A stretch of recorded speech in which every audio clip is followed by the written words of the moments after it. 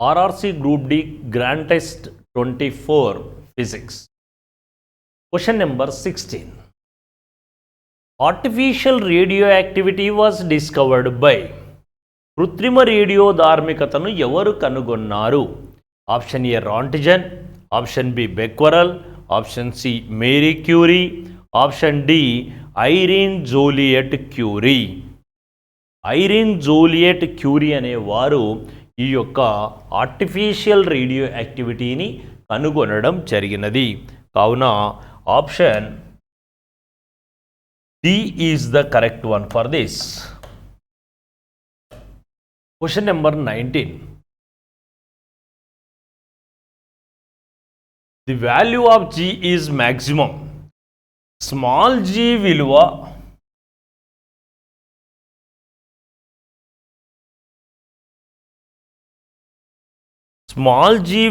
అనేది ఇక్కడ గరిష్టంగా లేదా అధికంగా ఉంటుంది. క్యాపిటల్ జీ కాదండి, స్మాల్ జీ విలువ.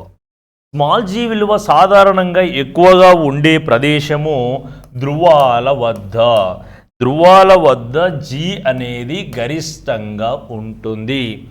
ఈక్వేటర్ వద్ద తక్కువగా ఉంటుంది. పర్వతాల పైకి వెళుతున్న కొద్దీ తగ్గును. అదే below the sea level it is also decreases. కాబట్టి జీ విలువ అత్యధికంగా ఎక్కడ ఉంటుంది? ఎట్ పోల్స్ ఓన్లీ, ధృవాల వద్ద మాత్రమే అధికంగా ఉంటుంది. So option A is the correct one for this question. Question number 34. Gases are good conductors of electricity at. ఎక్కడ వాయువులు మంచి విద్యుత్ వాహకాలుగా పనిచేస్తాయి? ఆప్షన్ ఏ హై ప్రెషర్, అధిక పీడనము, ఆప్షన్ బి లో ప్రెషర్, తక్కువ పీడనము, ఆప్షన్ సి లో టెంపరేచర్, తక్కువ ఉష్ణోగ్రత, ఆప్షన్ డి హై టెంపరేచర్, అధిక ఉష్ణోగ్రత వద్ద. సాధారణంగా తక్కువ పీడనం వద్ద వాయువులు అనేవి మంచి విద్యుత్ వాహకాలుగా పనిచేస్తాయి. So option B is the correct one here. Question number 36. In a photocell, light energy is converted into. ఫోటోసెల్లో లైట్ ఎనర్జీ అనేది ఏ విధంగా మార్చబడుతుంది? Option A potential energy, potential శక్తి, ఆప్షన్ బి కెమికల్ ఎనర్జీ, రసాయన శక్తి, ఆప్షన్ సి హీట్ ఎనర్జీ, ఉష్ణశక్తి, option D విద్యుత్ శక్తి, ఎలక్ట్రికల్ ఎనర్జీ. సో ఇందులో ఫోటోసెల్ అనేది, ఫోటో అంటే కాంతి అనేది ఈ ఘటాలపై పతనము చెందినప్పుడు ఆ కాంతి శక్తి కాస్త మనకు సాధారణంగా విద్యుత్ శక్తిగా మార్పు చెందడం జరుగుతుంది. అందుచేత option D is the correct one. Question number 46. Oil rises up the wick in a lamp because. చమురు దీపంలో ఒత్తి ద్వారా ఆ ద్రవం అనేది పైకి లేవడం జరుగుతుంది. కారణం? సాధారణంగా ద్రవం అనేది పైకి ఎగబాకే ధర్మము దేనికి సంబంధించినది అనే నాలెడ్జ్ మీద ఈ ప్రశ్న అడగడం జరుగుతుంది. అలా ద్రవం పైకి ఎగబాకడం అనేది కేశనాళికీయత అనే ధర్మానికి సంబంధించినది. చూద్దాం. Option A oil is volatile, అది అస్థిరతంగా ఉండడం. ఆప్షన్ బి వెరీ లైట్, చాలా తేలికగా ఉండడం. Option C of the surface tension phenomenon, తలతన్యత అనే దృగ్విషయము. Option D capillary action phenomenon, కేశనాళికా చర్య దృగ్విన్యాసము లేదా దృగ్విషయము. So option D is the correct one for this. కేశనాళిక యొక్క దృగ్విషయం వల్ల ఈ ఆయిల్ అనేది పైకి లేవడం జరుగుతుంది. Capillary action. Question number 50. Rocket fuel is. Rocket ఇంధనంగా దేన్ని ఉపయోగిస్తారు? సాధారణంగా రాకెట్ ఇంధనంగా ఉపయోగించేది లిక్విడ్ ఫామ్ ఆఫ్ ఆక్సిజన్. ద్రవ స్థితిలో ఉన్నటువంటి ఆక్సిజన్ను ఉపయోగించడం జరుగుతుంది. Direct question. So option B is the correct one for this.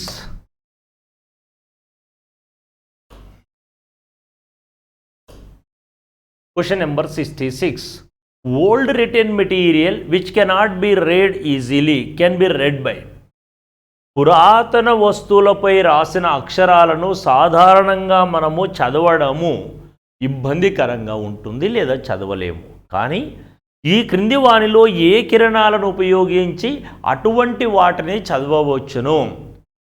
పురాతన అక్షరాలను చదవడానికి ఉపయోగపడేటువంటి కిరణాలు ఏవి? డైరెక్ట్ అప్లికేషన్ అండి. అది పరారుణ కిరణాల యొక్క అనువర్తనము. పరారుణ కిరణాలను ఉపయోగించి పురాతనమైన వస్తువులపైన కానీ పురాతన గోడలపైన కానీ రాయబడినటువంటి అక్షరాలను అధ్యయనము చెయ్యవచ్చు, చదవవచ్చును. అందుచేత option C is the correct one. Infrared rays, పరారుణ కిరణాలు. Question number 68. Magnetic lines do not intersect one another because. అయస్కాంతపు బలరేఖలనేవి ఎప్పుడు కూడా ఏ రెండు బలరేఖలు కూడా ఎట్టి పరిస్థితులలోనూ ఖండించుకోవడం అనేది జరగదు. అలా గనక ఒకవేళ జరిగితే అక్కడ ఖచ్చితంగా రెండు అయస్కాంత క్షేత్ర దిశలు ఉండాలి. ఇలా ఉండడము highly impossible. That is why let us see. Option A, they are at distance. అవి కొంత దూరంలో ఉంటాయి. Option B, they are in the same direction. అవి ఒకే దిశలో ఉంటాయి. Option C, they are parallel to another. అవి మరొక దానికి సమాంతరంగా ఉంటాయి. Option D, at the point intersection there will be two directions of the magnetic force which is impossible. Exactly. బిందువు ఖండన బిందువు వద్ద అయస్కాంత శక్తి అనేది రెండు దిశలను కలిగి ఉంటుంది. ఇలా కలిగి ఉండడం అనేది అసంభవము లేదా అసాధ్యము. కావున అవి రెండు ఎప్పుడు కూడా ఒకదానితో ఒకటి ఖండించుకోవడం జరగదు. So option D is the correct one for this question. Question number 69. When salt is dissolved in water there is. ఉప్పు నీటిలో కరిగినప్పుడు ఏమి జరుగుతుంది? Option A, and increases of boiling point. Exactly. మరిగే స్థానం విలువ కూడా క్రమక్రమంగా పెరుగుతూ ఉంటుంది. ఎప్పుడండి? నీటికి కొంత ఉప్పును కలిపినప్పుడు. నీటికి ఉప్పును కలిపితే దాని బాయిలింగ్ పాయింట్, మరిగే స్థానము పెరుగుతుంది. So option A is the correct one for this.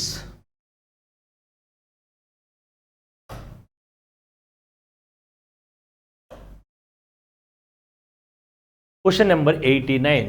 A star which appears blue is. నీలం రంగులో కనిపించే నక్షత్రం ఒక. కూలర్ దాన్ ద మూన్, చంద్రుని కంటే చల్లగా ఉంటుంది.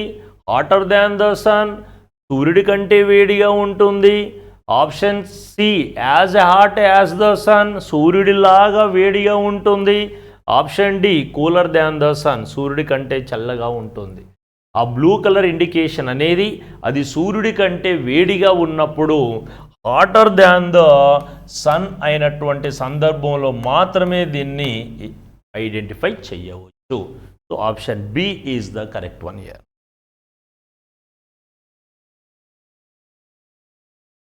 Question number 94. When a mirror is rotated through an angle, the reflector ray moves through double that angle.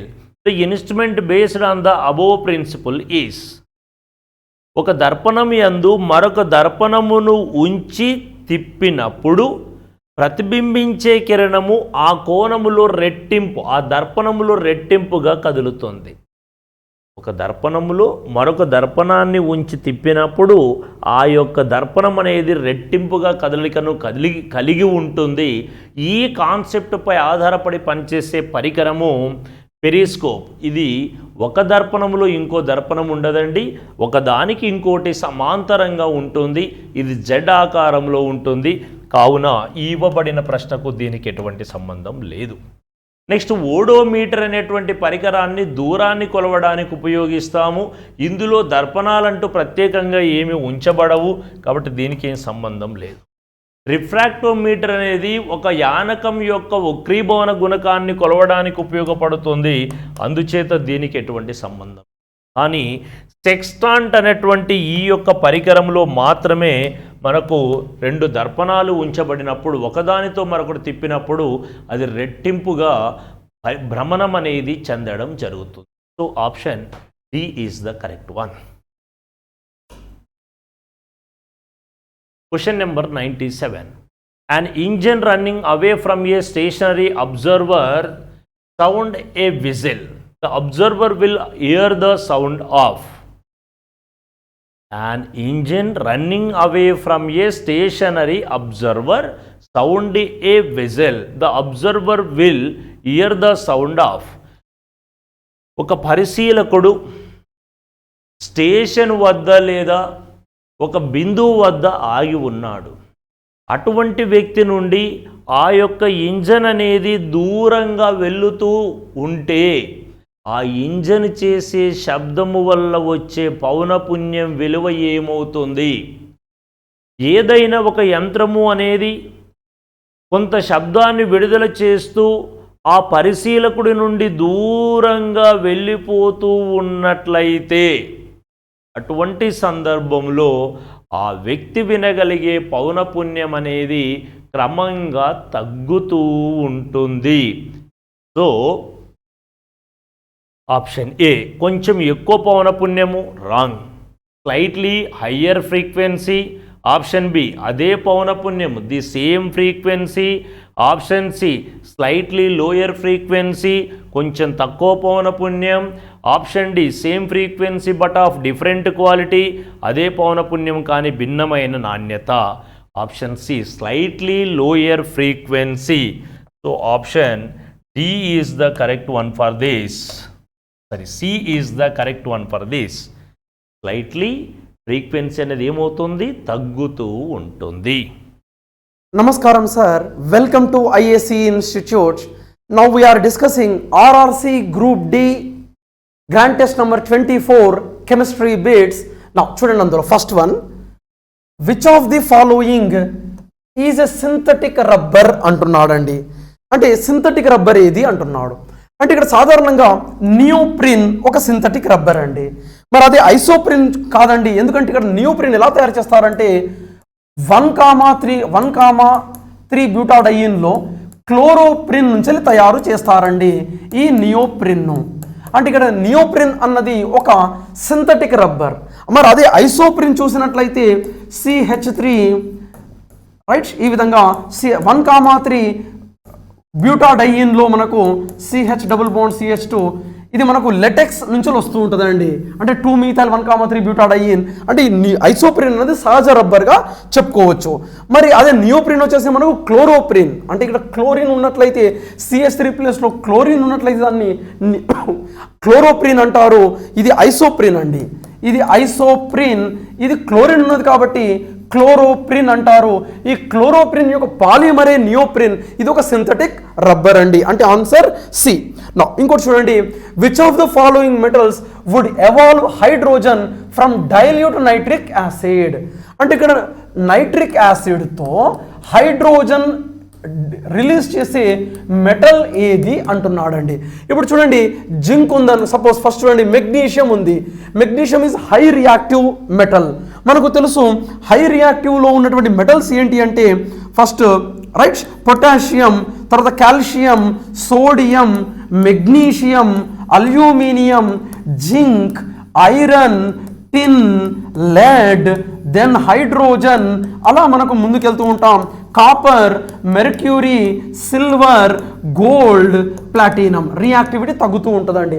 మరి ఇందులో ఇక్కడ నుంచి ఇక్కడికి పొటాషియం నుంచి అప్ టు అల్యూమినియం దాకా high reactive zone, up to aluminium high reactive, up to copper దాకా, zinc నుంచి copper దాకా మోడరేట్, ఇవి లీస్ట్ రియాక్టివిటీ జోన్. ఇప్పుడు ఇందులో మెగ్నీషియం చాలా హై రియాక్టివ్ కాబట్టి మెగ్నీషియం నైట్రేట్ని ఏర్పరిచి హైడ్రోజన్ గ్యాస్ను రిలీజ్ చేస్తుంది. మరి అదే మిగతా చూడండి, కాపర్ నైట్రిక్ యాసిడ్తో, డైల్యూట్ నైట్రిక్ యాసిడ్తో చర్యలో పాల్గొని కాపర్ నైట్రేట్ని విడుదల చేస్తుంది, కానీ మనకు హైడ్రోజన్ వాయువు రాదు.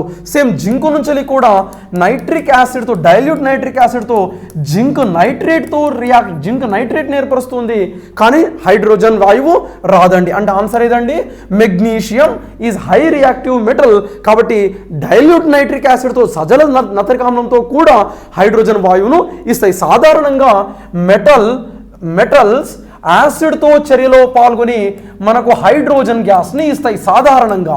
కానీ ఇక్కడ ఈ డైల్యూట్ నైట్రిక్ యాసిడ్ తో ప్రత్యేకమైన చర్యలు ఉంటాయి సాధారణంగా. కాబట్టి డైల్యూట్ నైట్రిక్ యాసిడ్తో ఈ 3 హైడ్రోజన్ వాయువుని ఇవ్వవు, ఎందుకంటే ఇవి తక్కువ చర్యాశీలత కలిగినవి, అది మళ్ళీ సజల నత్రిక ఆమ్లం కాబట్టి హైడ్రోజన్ వాయువును ఇవ్వవు.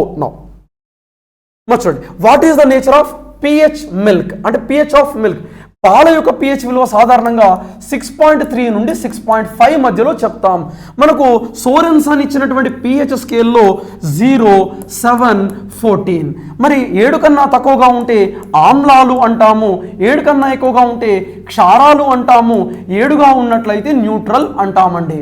మరి ఇక్కడ మనకు 3, 10, 3 కన్నా తక్కువగా ఉంటే స్ట్రాంగ్ యాసిడ్, 3 కన్నా ఎక్కువ 7 కన్నా తక్కువ ఉంటే వీక్ యాసిడ్, 7 కన్నా ఎక్కువ 10 కన్నా తక్కువ ఉంటే వీక్ బేస్, 10 కన్నా ఎక్కువగా ఉంటే స్ట్రాంగ్ బేస్, బలమైన క్షారము, బలమైన ఆమ్లం. అంటే ఇక్కడ ఈ తటస్థీకరణానికి చుట్టుపక్కలో అంటే తటస్థానికి దూరంగా ఉన్నట్లయితే స్ట్రాంగ్, ఆ మధ్యలో ఉన్నట్లయితే బలహీన ఆమ్లము, బలహీన క్షారము.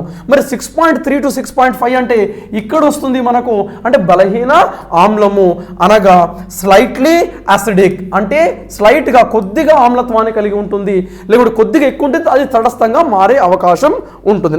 నెక్స్ట్ క్వశ్చన్ సార్ చూడండి, పేరాక్సైడ్ రూపంలో the species that does not contain peroxide ion. Peroxide అంటే ఏంటంటే ఒక బంధం 2 ఆక్సిజన్ పరమాణువుల మధ్యలో ఉన్నట్లయితే దాన్ని పేరాక్సైడ్ అంటారు. ఇప్పుడు హైడ్రోజన్ పేరాక్సైడ్ ఉంది, H2O2. ఇది ఎలా ఉంటుందంటే తెరిచి ఉంచినటువంటి పుస్తకపు ఆకారంలో ఉంటుంది. ఈ విధంగా తెరిచి ఉంచినటువంటి పుస్తకపు ఆకారంలోనే ఉంటుందండి. ఎవరు? హైడ్రోజన్ పేరాక్సైడ్. అంటే ఒక హైడ్రోజన్ ఆ పేజీలో, ఒక హైడ్రోజన్ ఈ పేజీలో ఉంటుంది. అంటే ఇక్కడ ఏ ఆక్సిజన్ పరమాణువుల మధ్యలో బంధం ఉంటే దానిని 2 ఆక్సిజన్ పరమాణువుల మధ్యలో ఉండే బంధానికి ఏమని పేరండి? పేరాక్సీ బంధం. అంటే హైడ్రోజన్ పేరాక్సైడ్ అంటారు. ఇందులో పేరాక్సైడ్ బంధం ఉందండి.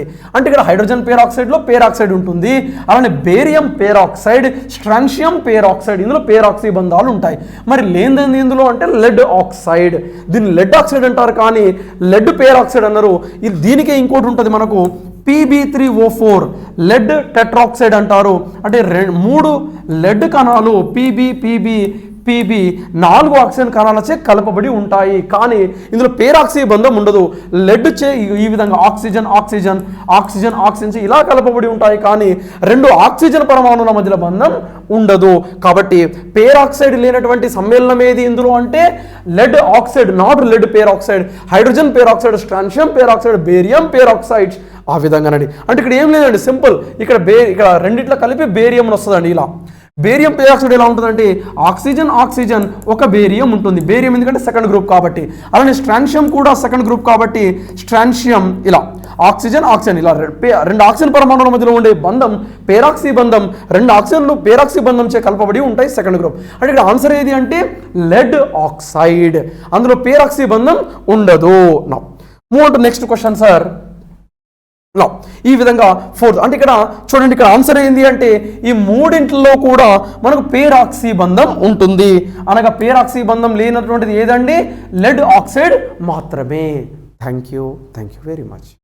Hi students, welcome to IAC online classes.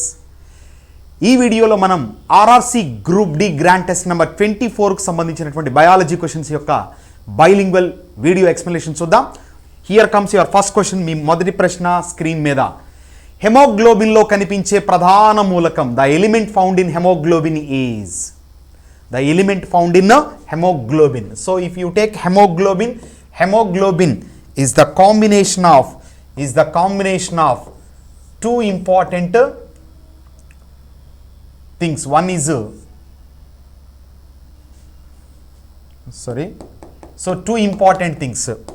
One is iron, another one is a protein called globin. Now this iron only called as what? Heme. దీనిని మనము heme అని పిలుస్తున్నాం. So it is the combination of heme plus globin. Heme is nothing but iron, globin is a protein. So this globin is a protein. So by the combination of these two we will get hemoglobin, Hb, which is an oxidizing pigment. శ్వాస వర్ణకంగా పనిచేస్తూ రక్తానికి ఎరుపు రంగును ఆపాదిస్తుంది. Okay, మరి ఇక్కడ మనం తీసుకుంటే హెమోగ్లోబిన్లో కనిపించే ప్రధాన మూలకం, the element found in haemoglobin is nothing but iron. So remember one more important bit, the deficiency of iron causes anaemia. The deficiency of iron causes anaemia. Anaemia, iron లోపించినప్పుడు మనలో కలిగే వ్యాధిని ఏమంటాము? అనీమియా అంటాం. నెక్స్ట్, హెమోగ్లోబిన్ బ్లడ్కి red colour ఇస్తే, okay, there is blue colored blood. So the blue colored blood is because of hemocyanin. So hemoglobin ఎరుపు రంగుని ఇస్తుంది. hemocyanin gives blue color to the blood. Okay, this hemocyanin contains here the cyanin part, nothing but the hemocyanin contains copper. రాగిని కలిగి ఉంటుంది కాబట్టి blue coloured blood. Okay, best example snail, crab, నత్త, పీత. Clear? Now answer is option A. Next, a man suffering from diabetes mellitus drinks water more frequently as he has to eliminate from the blood dash. Diabetes మిల్లిటస్తో బాధపడుతున్న వ్యక్తి రక్తం నుండి dash తొలగింపు చేయవలసి ఉన్నందున ఎక్కువ సార్లు నీరు తాగుతాడు. సో ఇక్కడ డయాబెటీస్ మెల్లిటస్, ఇది డయాబెటీస్ మెల్లిటస్ అనేటటువంటిది ఏంటండి? షుగర్ వ్యాధి. Okay, so this sugar disease లేదా diabetes is caused because of the insufficient quantity of a hormone called insulin. So మానవ శరీరంలో ఇన్సులిన్ యొక్క స్రావము తగ్గినప్పుడు, ఓకేనా, ప్రత్యేకించి మనలో కలిగేటటువంటి ఒక మెటబాలిక్ డిజార్డర్ని మనం ఏమని పిలుస్తాం? జీవక్రియ అపస్థితిగా మనం దేని పరిగణిస్తాము? ఈ యొక్క డయాబెటీస్ మెల్లిటస్. ఓకే, మరి ఈ ఇన్సులిన్ ఏం చేస్తుంది? జనరల్గా this insulin is responsible for the conversion of excess glucose into glycogen. రక్తంలో ఉన్నటువంటి గ్లూకోజ్ను గ్లైకోజన్గా మార్చి కాలేయంలో నిల్వ చేయడంలో ఎవరు అవసరమవుతారు? ఇన్సులిన్ అవసరమవుతుంది. When this insulin is not present in sufficient quantity, ఓకేనా, సరి అయిన మోతాదులో మనకు ఇన్సులిన్ లభ్యత లేనప్పుడు ఏమవుతుందంటే రక్తంలో అధికంగా ఉన్న గ్లూకోజు మూత్రము ద్వారా బయటకు విసర్జించబడుతుంది. So loss of glucose through urine is nothing but diabetes mellitus. మూత్రము ద్వారా చక్కెరను కోల్పోతే అది డయాబెటీస్ మెల్లిటస్. మరొకటి కూడా ఉంది, diabetes insipidus. This diabetes insipidus is because of vasopressin. Okay, so vasopressin అనే హార్మోన్ గనక లోపిస్తే మనకు కలిగేటటువంటి అపస్థితిని డయాబెటీస్ ఇన్సిపిడస్ అంటారు. ఇక్కడ మూత్రము ద్వారా అధికంగా నీటిని కోల్పోతాం. సో మూత్రము ద్వారా నీటిని కోల్పోతే ఇన్సిపిడస్, మూత్రము ద్వారా గ్లూకోజ్ను కోల్పోతే mellitus. Okay, insipidus is because of vasopressin and mellitus is because of insulin. ఓకేనా, ఇన్సులిన్ ప్రభావం వలన మెల్లిటస్ వస్తుంది. ఈ యొక్క వాసోప్రెసిన్ తక్కువగా ఉండడం ద్వారా ఇన్సిపిడస్ కలుగుతుంది. ఓకే, అక్కడేమో మూత్రం ద్వారా నీటిని కోల్పోతాం, ఇక్కడేమో మూత్రం ద్వారా గ్లూకోజ్ను కోల్పోతాం. మరి ఇక్కడ రక్తంలో గ్లూకోజ్ ఎక్కువగా ఉంది కాబట్టి దీనిని పంపించడం కోసం ఎక్కువగా ఏమవుతుంది, వాటర్ తీసుకోవడం అనేది జరుగుతుంది. So here answer is option A, glucose. Clear? మరి ఇక్కడ గ్లూకోజ్ను గ్లైకోజన్గా మారుస్తూ స్టోర్ చేసేది ఇన్సులిన్ అయితే మనకు అవసరమైనప్పుడు గ్లైకోజన్ను గ్లూకోజ్గా మార్చేది ఎవరంటే గ్లూకగాన్. అంటే ఇన్సులిన్ హార్మోన్కు వ్యతిరేకంగా ఎవరు పనిచేస్తారు, గ్లూకగాన్ పనిచేస్తుంది. So glucagon converts glycogen into glucose. Here another important bit, remember glycogen is the reserve food in animals. జంతువులలో నిల్వ ఆహార పదార్థం అని దేనిని పిలుస్తారు అంటే గ్లైకోజన్ని. One more bit, which is called animal starch. Animal starch, జంతువులలో పిండి పదార్థం అని దేనిని పిలుస్తారు అంటాడు. సో జంతువులలో పిండి పదార్థము అన్నా, జంతువులలో నిల్వ ఆహార పదార్థం అన్నా, చిన్నపిల్లల యొక్క దేహంలో తక్కువగా ఉండే నిల్వ ఆహారం అన్నా సరే మనం ఏం పెట్టాలా, glycogen. Okay, so glycogen. Next question. The main difference between the prokaryotic cell and the eukaryotic cell is that in the prokaryotic cell there is no. కేంద్రక పూర్వ కణము మరియు నిజ కేంద్రక కణము మధ్య ప్రధాన వ్యత్యాసం ఏమిటంటే కేంద్రక పూర్వ కణములో లోపించినది. ఓకే, సో ఇక్కడ eukaryote and prokaryote. So if you take the meanings of these two words, prokaryote and eukaryote, pro means false. Okay, carrion means nucleus, u means true, carrion means nucleus. సో నిజమైన కేంద్రకము కలిగి ఉన్నటువంటి జీవులను eukaryotes, నిజమైన కేంద్రకము లేనటువంటి జీవులను prokaryotes. Then what is meant by a true nucleus? So నిజమైన కేంద్రకం అంటే ఏంటి? So if you take a animal cell or a plant cell, okay, so you could see at the center nucleus is present and a nuclear membrane around it. Clear? This is genetic material inside. Then you can have the nucleoplasm. Now in the cell, cytoplasm, కణద్రవ్యం ఉంటుంది, కేంద్రకంలో అయితే కేంద్రక ద్రవ్యం. So ఇక్కడ కణంలో కణద్రవ్యం, okay, cytoplasm ఉంది. Now take another cell here. This is called bacterium. Okay, now here also the genetic material is present. Okay, here also the nucleoplasm is present and cytoplasm is present. Now if you can observe these three diagrams, ఈ మూడు పిక్చర్స్ని కనుక మీరు తీసుకుంటే ఎక్కడ మనకు nucleus అనేటటువంటిది, nucleoplasm అనేటటువంటిది స్పష్టంగా కనబడుతుంది అంటే definitely we will say in these two diagrams, ఈ రెండు డయాగ్రామ్స్లో. ఎందుకని around the nucleus what is present, nuclear membrane, కేంద్రకము చుట్టూ కేంద్రక త్వచం ఉంది. ఓకే, ఆ కేంద్రక త్వచము ఉండడాన్ని నిజ కేంద్రక లక్షణంగా చెప్తారు. అలా కేంద్రక త్వచమున్న కేంద్రకము ఉంటే వాటిని యూకారియోట్స్ అంటాం, అలా లేకుండా ఉంటే ప్రోకారియోట్స్. ప్లాంట్స్, యానిమల్స్ యూకారియోట్స్ అయితే bacteria. Okay, so bacteria is nothing but ఒక prokaryotic cell.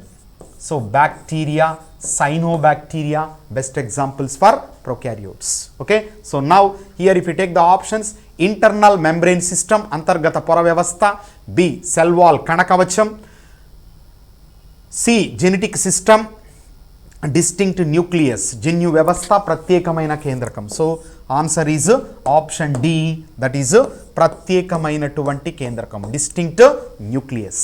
Okay, distinct nucleus means when you observe the cell particularly you could recognize this is nucleus and this is cytoplasm. Okay, such recognition can be there in both plant cell and animals, hence those are eukaryotes, whereas that is a prokaryote. Okay na, అలా చూడగానే మనకు స్పష్టంగా కేంద్రకము కనబడే లక్షణము ఏ జీవులలో అయితే ఉంటుందో వాటిని నిజ కేంద్రకాలు అంటారు, లేకపోతే కేంద్రక పూర్వ జీవులు. So here answer for the question is option D. Next question, which among the following vitamins is added to the milk in some countries as it is lost during the process of fat removal? So skimming means removing of fat from the milk is nothing but skimming. మరి కొన్ని దేశాలలో కొవ్వు తొలగింపు ప్రక్రియలో పోయినందున కొన్ని దేశాలలో పాలలో vitamin డాష్ను కలుపుతారు అంటున్నాడు. సో ఇక్కడ పర్టికులర్గా మనం తీసుకున్నప్పుడు ఇచ్చినటువంటి ఆప్షన్స్లో మనం చూస్తే క్రొవ్వులలో కరిగేటటువంటి విటమిన్ పరంగా ఉన్నటువంటివి చూసుకోవాలి ఫస్ట్ థింగ్.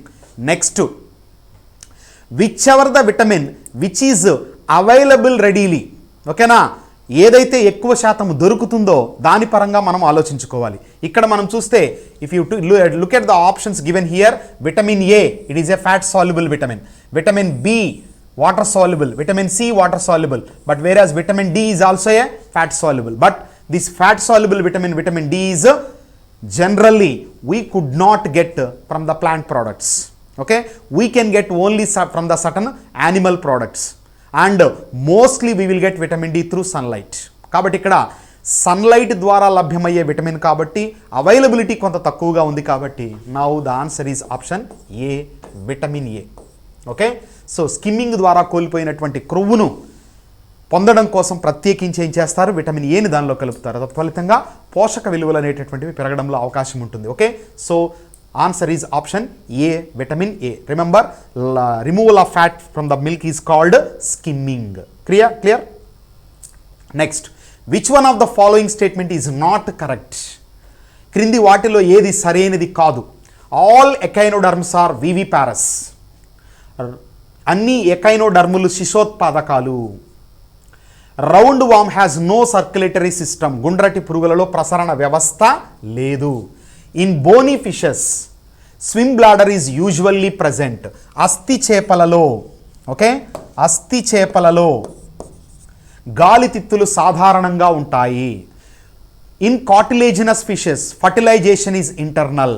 మృదులాస్థి చేపలలో ఫలదీకరణం అంతర్గతంగా ఉంటుంది. Okay, so this is little bit difficult for the normal students. Why? Because usually we may not study up to this level. Clear? This is based on the classification, వర్గీకరణను base చేసుకొని మనకు అడిగేటటువంటి ప్రశ్నలు ఇక్కడ. మరి if you look at the options here, all echinoderms are viviparous. Viviparous means the animals which gives birth to young ones. నేరుగా పిల్లలను కనేటటువంటి జంతువులను ఏమంటాము? శిశోత్పాదకాలు లేదా వివిపారస్ అని పిలుస్తారు. మరి ఇక్కడ ఎకైనోడర్మ్స్కి అసలు ప్రత్యేకించి వ్యవస్థల పరంగా కూడా ఏది కూడా అభివృద్ధి చెందిన లక్షణము కనిపించదు. కాబట్టి this is not at all considerable statement to be selected. Okay, కాబట్టి దీనిని మనము సరికానిదిగా చెప్పుకోవచ్చు. మరి మిగతా చూద్దాం. గుండ్రటి పురుగులలో ప్రసరణ వ్యవస్థ లేదు. గుండ్రటి పురుగులు means round worms, they belongs to the phylum Nematoda. So కాబట్టి నెమటోడాలో there is no separate circulatory system. So that is also this is a correct one. Okay, next, అస్థి చేపలలో గాలి తిత్తులు సాధారణంగా ఉంటాయి. So in bony fishes swim bladder is usually present. Yes, so swim bladders are present so that it can float in the water, otherwise it can be immersed in the water. మునిగిపోకుండా కాపాడడం కోసం ఈ యొక్క గాల్ bladders ఉంటాయి. కాబట్టి ఇక్కడ this is also a right one. Okay, now next one, if you take in cartilaginous fishes fertilisation is internal. Yes, మృదులాస్థి చేపలలో అంతర ఫలదీకరణ జరుగుతుంది. ఓకేనా, కాబట్టి అభివృద్ధి అంతా కూడా చేప లోపల జరిగి చేప పిల్లలు అనేవి బయటకు వస్తాయి. కాబట్టి ఇక్కడ మనకు పర్టికులర్గా తీసుకున్నప్పుడు మృదులాస్థి చేపలలో ఫలదీకరణ అంతర్గతంగా internal fertilisation, it is also correct statement. But here the question is సరికానిది ఏది అన్నాడు. సరైనది కానిది, which one of the following statement is not correct? So here answer is option A, all echinoderms are viviparous. అన్ని ఎకైనోడర్ములు శిశోత్పాదకాలు అనేది wrong statement. Okay, so answer is option A. Next, which of the following contain enzymes for cellular respiration? Which of the following contain enzymes for cellular respiration? కణ శ్వాస ప్రక్రియ కోసం ఈ క్రింది వాటిలో ఎంజైములను కలిగి ఉన్నది. ఓకే, కణ శ్వాస ప్రక్రియ కోసం ఈ క్రింది వాటిలో ఎంజైములను కలిగి ఉన్నది. A, dictyosomes, B, endoplasmic reticulum, C, lysosomes, and D, mitochondria. So for cellular respiration definitely the cell organelle required, కణాంగము ఏది అవసరము అంటే mitochondria. Because of that only the mitochondria is called power house of the cell. Okay, mitochondria is called power house of the cell. Okay, then if you take endoplasmic reticulum, this endoplasmic reticulum is involved in protein synthesis if it is rough endoplasmic reticulum. If it is smooth endoplasmic reticulum, it is involved in lipids synthesis. Okay, so that's why this cannot be considered. Dictyosomes means these are nothing but Golgi complex. Okay, so that's why this is involved in protein secretion, so not considerable option. Then lysosomes are called suicidal bags because they release certain special enzymes that can digest carbohydrates, proteins and fats. కార్బోహైడ్రేట్లను, ప్రోటీన్లను, క్రొవ్వులను జీర్ణం చేయగలిగిన ఎంజైమ్లను తయారు చేసే కణాంగాలే లైసోజోములు. వీటిని స్వయం విచ్చిత్తి సంచులు లేదా ఆత్మాహుతి సంచులుగా పిలుస్తాం. కాబట్టి ఇచ్చినటువంటి క్వశ్చన్ బేస్ చేసుకున్నప్పుడు definitely you have to choose mitochondria. And remember, mitochondria is called power house of the cell and it produce energy in the form of ATP. Another bit here, which is called energy currency of the cell. కణం యొక్క energy currency అని దేనిని పిలుస్తారు అంటాడు. So కణము యొక్క energy currency which is called energy currency of the cell, nothing but ATP. Okay, so this ATP is produced in the mitochondria by the process called cellular respiration. కణ శ్వాసక్రియలో శక్తి ఏ రూపంలో విడుదల చేయబడుతుంది అంటే ఏటీపీ రూపంలో. క్లియర్? అందుకనే ఏటీపీని ఏమంటున్నాం? కణము యొక్క energy currency. And the full form of ATP is adenosine triphosphate. Clear? And the next question, which organelles in the cell other than nucleus contain DNA? Which cell organelles in the cell other than nucleus contain DNA? Nucleus కాకుండా కణములోని ఏ కణాంగాలు, okay, కణములోని ఏ కణాంగాలు డిఎన్ఏను కలిగి ఉంటాయి? ఏ కణాంగాలు డిఎన్ఏను కలిగి ఉంటాయి? ఇక్కడ A centriole, B Golgi ఉపకరణము, C లైసోజోములు, D mitochondria. So if you take all the cell organelles, there are only 2 cell organelles which have got their own DNA. కేంద్రకంలో తప్పక మిగతా ఏ కణాంగాలలో మనకు డిఎన్ఏ ఉంటుంది అంటే రెండే 2 కణాంగాలు మనం గుర్తుంచుకోవాలి. Okay, now the first one is nothing but mitochondria. Okay, first one is nothing but mitochondria and the second one is chloroplast. Okay, second one is chloroplast. Now because of this mitochondria and chloroplast are together called semi autonomous cell organelles. Okay, semi autonomous cell organelles. So what do you mean by semi autonomous cell organelles? మామూలుగా కేంద్రకంలో DNA ఉంది, అది మొత్తము చర్యలను నియంత్రణ చేస్తుంది, కానీ కొంతవరకు తమ చర్యలను తామే నియంత్రణ చేసుకుంటాయి. కాబట్టి okay, up to certain extent certain activities are regulated by these cell organelles only. Hence mitochondria మరియు క్లోరోప్లాస్ట్ని ఏమని పిలుస్తాము? పాక్షిక స్వతంత్ర కణాంగాలు. Okay, semi autonomous cell organelles అని పిలుస్తాం. Okay, here based on the options given here, option D, mitochondria is the right answer for the question. Next question, what is the purpose of the restriction enzymes used in the genetic engineering? జన్యు ఇంజనీరింగ్లో ఉపయోగించే పరిమితి ఎంజైమ్ల ఉద్దేశం ఏమిటి? ఇక్కడ పరిమితి ఎంజైమ్లని restriction ఎంజైమ్స్గా చెప్తారు. Okay, so A restricts the protein synthesis in cells, కణాలలో ప్రోటీన్ సంశ్లేషణను పరిమితం చేస్తుంది. Cut DNA at specific base sequence, నిర్దిష్ట క్షార సీక్వెన్స్ వద్ద ఏం చేస్తుంది? డిఎన్ఏను కత్తిరిస్తుంది. సి డిగ్రేడ్ హార్మ్ఫుల్ ప్రోటీన్, హానికరమైన ప్రోటీన్ను విచ్ఛిన్నం చేస్తుంది. డి వేరువేరు డిఎన్ఏ శకలాలు చేరుస్తుంది. Join different DNA fragments. Now here restriction enzymes. So these restriction endonucleases, these are popularly called restriction endonucleases. So restriction endonucleases are the enzymes that helps to cut the DNA at a particular base point. Okay, so option B is the right answer for the question. నిర్దిష్ట base sequence వద్ద ఏం చేస్తాం? డిఎన్ఏను కత్తిరించడంలో సహాయపడే ప్రత్యేక నిర్మాణాలను లేదా ప్రత్యేక ఎంజైమ్స్ని ఏమంటాము? ఈ యొక్క రెస్ట్రిక్షన్ ఎండోన్యూక్లియేజెస్ అంటాం. Clear? So now answer is option B.